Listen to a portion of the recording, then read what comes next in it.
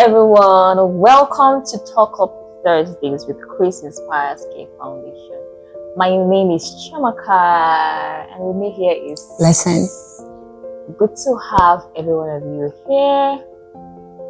You know, after celebrating the International Day of the Girl Child and reflecting on the year's theme, which is the girl I am, the change I lead, girls on the front line of crisis, I kept thinking we should talk about some of those crises that girls still face today, especially around us.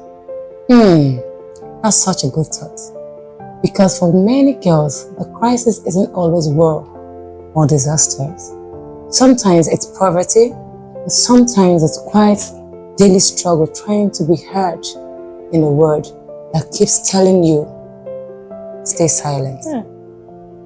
Exactly. It's the girl who wants to stay in school but her parents can't afford it. The one who dreams of becoming a doctor but gets told that's not for girls. Or the one who has to choose between her safety and her education. And when we talk about safety, we can't ignore one of the biggest issues, harassment.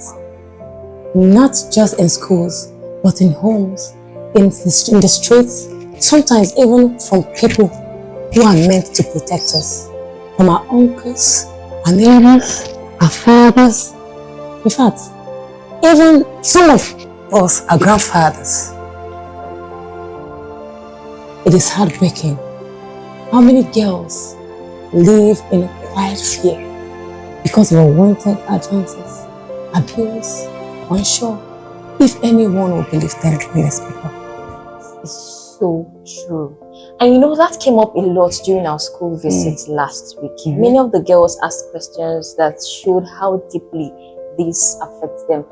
And that's why we must keep sensitizing girls, you know, helping them understand boundaries, how to protect themselves, and how to speak up boldly when someone crosses that line. Very important. Very important. No one should ever be made to feel guilty for someone else's wrongdoing. No girl should be made to feel guilty because someone did something wrong. And just as important as we must keep speaking out publicly, so that people who commit these acts will know their consequences. So communities must stop covering up for these people. Leaders, schools, and families must treat every report with seriousness and compassion.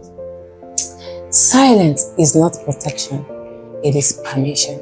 That's right. And you know, it's not just about this one issue. The truth is, girls everywhere are fighting invisible battles. The burden of like house chores that eat up their study time, or even menial jobs because they have to do some work to fund their education. We also see areas where there are cultural beliefs that good boys are ahead of the girls, and the judgment when they speak up boldly, you know, they get to be silenced or shame is thrown their faces because they fall short of people's expectations in the culture, in the society where they're living. Yet in all of this, girls continue to rise. They are leading small movements, creating changes online, helping their parents, even when no one notices them. But the question is, are we as adults truly supporting them? Very, very important question. You know, and that's why empowerment really starts with not just, you know, the slogans and the speeches of, you know, girls leading change and all that. Very important. But with systems and support that will actually give the girls the leverage they need to lead the change wherever they find themselves. So we need to ask, are we giving girls safe spaces to learn, to lead, and to speak? Or are we just teaching them to shrink, you know, to apologize and to doubt themselves? Change begins close to home. Father, mother, teachers, and friends. Everyone has to play the role. It can be as simple as listening to their ideas, believing in their dreams, standing up for them when they are treated unfairly. Yeah, and sometimes the most powerful thing you can do is see her, you know, just really see her. Ask, what do you need? You know, how can I stand with you? Because when a girl feels seen, finds her strength. And when she stands, everything changes. A family, a community, and the generation coming after her. But she can't do it alone. She can't do it alone. That's why this year's message matters so much. Girls on the front line of crisis. And that's not just a theme. It's a call to all of us. They are already fighting for their future. Our job is to fight with them. So maybe the question we should ask is, when a girl around us faces her battle, will we walk away? Or should we stand for her?